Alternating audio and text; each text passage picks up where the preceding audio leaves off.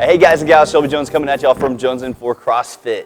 Okay, so if you've noticed, we've been kind of hammering on the front rack a little bit, trying to get those opened up. So we're gonna go to a couple different spots with that to see if we can get it opened up just a little bit more, okay?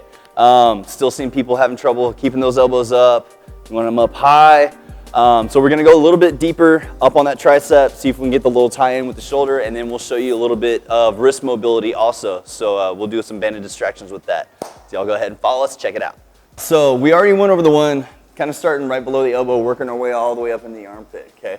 So what we kind of missed there was getting that tie-in from the tricep all the way up into the shoulder, okay? This one, again, can be a little painful. I wouldn't start with the kettlebell and the rubber band.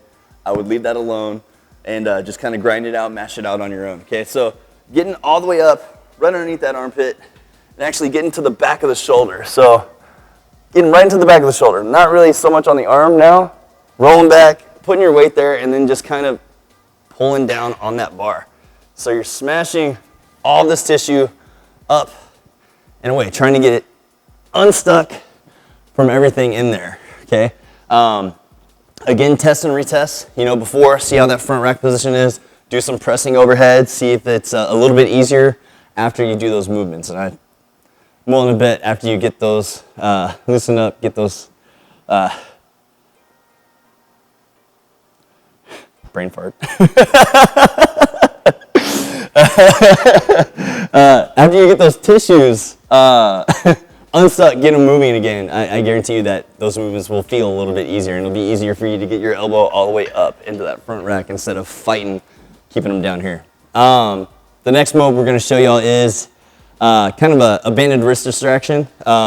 We haven't shown you all smash for the forearms yet. We've kind of been neglecting that. We showed you one for the calf. So coming up soon, we're probably going to show you one for the forearms, trying to get those smashed out. But this is the banded distraction, so check that out. All right, guys, quick little wrist banded distraction. So if you feel like these tissues in here are kind of getting bound up, you can't really get your fingers back or bend your wrist even maybe that far, both directions, okay? The extensors and flexors, overlooked a ton, okay? So next time we'll show you a smash for that. Should help get a lot of that tissue freed up. Right now we're gonna show you a banded distraction, okay? So first things first, getting the band, start with something light. Jewelry is probably not good for this one in case you get it stuck underneath the band. Pull that sucker away from the rig, and you want to have your fingers pointing away from the rig also, okay? Driving that palm into the ground, putting your weight on that hand, and you want to try to get your shoulder as far away or far over those fingers as you can, okay? One thing here is don't bend your elbow. Try to keep it straight. Tension all this tissue in here and just kind of work it over. We've gone over the contract relax a little bit of P&F. So pushing those fingers into the ground, keeping the palm on the ground, tensing it up, kind of flexing, working against the ground, and then relaxing and then trying to get over a little bit more each time. So doing that like 5 to 7 times. Next thing would be doing it on the opposite side, okay? So on this one, you would have to flip around on the other side, put your hand upside down. I'm just gonna show y'all with this hand for filming purposes. Okay, so putting that hand in, it's across the front of your wrist now. You're gonna pull that band away from the rig again. Again, fingers pointing away from the rig. You have it across that wrist, and then same thing, pushing that palm into the ground. I like to block this hand out with the other one because I tend to let it slip.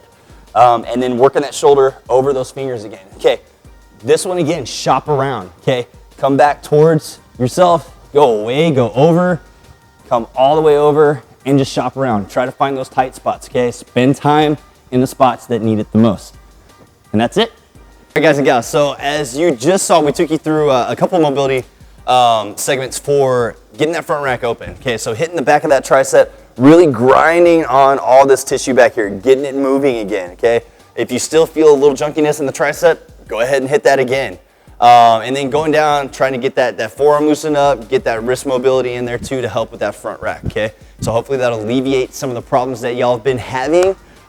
Work it. You know, this is it's not a, you know, one-time thing. It's not gonna fix it itself one time. You gotta keep working it, stay on top of it.